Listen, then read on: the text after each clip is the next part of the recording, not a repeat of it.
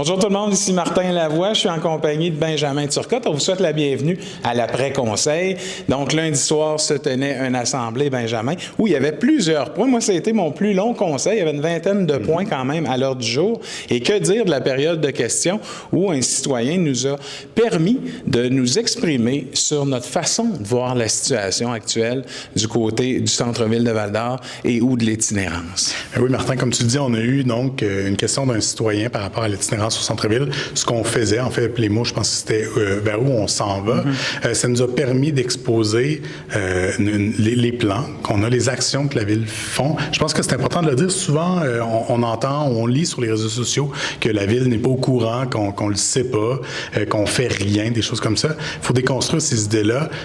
Bien entendu qu'on est au courant de la situation au centre-ville. C'est préoccupant. On entend aussi qu'il y a des gens qui sont inconfortables. Je vais revenir avec ça tantôt, mais c'est important de l'habiter, le centre-ville. Mais il y a des actions concrètes qui sont prises par la ville puis par les différents partenaires. On pense à la SQ, on pense au CISAT, on pense à la PIOL, au Centre d'amitié autochtone, pour atténuer les impacts. Cette situation-là d'itinérance, Martin, elle ne partira pas. C'est pas causé par Val-d'Or, c'est pas des choix que la ville de Val-d'Or a fait, là, qui a causé qu'il y a des itinérants. C'est une question sociale, c'est en recrudescence partout au Québec, j'irais même jusqu'à dire partout en Amérique du Nord. Il y a des inégalités dans notre société qui créent ça, un manque de logement incroyable. Ouais. Les gens n'ont pas d'endroit où aller. Il y a plein d'autres petits facteurs comme ça qui causent ça.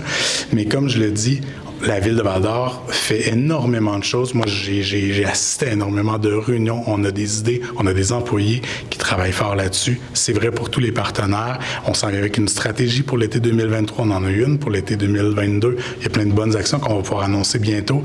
Mais ce qui est important, on entend les préoccupations des gens, on les connaît. Les incidents malencontreux, les incidents graves même qui ont pu se passer aussi dans certains endroits. Mais il n'y a pas d'autres solutions. Il n'y a pas de solution magique. On ne pourra pas chasser les itinérants comme on entend des fois. C'est pas dans nos valeurs. C'est pas comme ça qu'on travaille. On va continuer à atténuer les impacts pour la population. Et l'important, c'est de ramener un sentiment de sécurité. On entend que les gens sont inconfortables, mais il n'y a pas d'autre façon que d'habiter le centre-ville. Les travaux sont commencés aujourd'hui, Martin. La revitalisation, c'est entre autres ça. Ça peut sembler un petit peu contre-intuitif, mais c'est de créer un espace qui va être propice, entre autres, à des nouveaux commerces, à du dynamisme pour que les gens se réapproprient le centre-ville pour qu'ils l'occupent, puis ça va atténuer tout ça. C'était une belle opportunité qu'on a eue ce soir, en effet, d'en parler.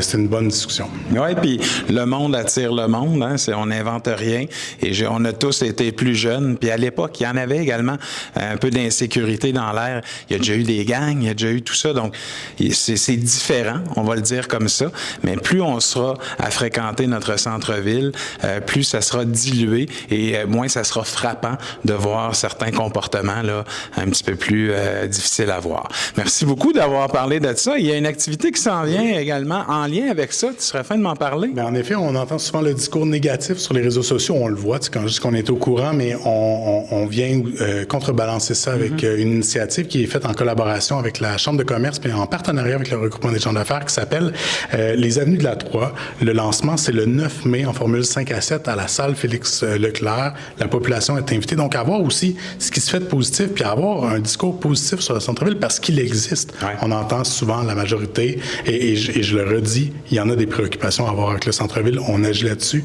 mais on entend beaucoup le négatif. Il y a du positif à avoir, à mettre de l'avant. Puis il faut appuyer nos commerçants. Martin, là, il y a la revitalisation, ils ont des impacts pour eux. On se dit que le centre-ville est vide, mais si on n'aide pas les commerçants, mais ça va juste s'empirer. Oui, puis en même temps, faut quand même s'avouer qu'avec la pandémie, nos habitudes d'achat ont beaucoup changé. Donc, si on a la mauvaise habitude de commander nos jeans en ligne, il n'y a rien à voir avec l'itinérance. C'est une nouvelle façon de faire. Et ça, ça fait bien du mal aussi à nos commerçants. Très certainement. Hey, merci beaucoup, Benjamin. Merci, Martin. Bye-bye, tout le monde.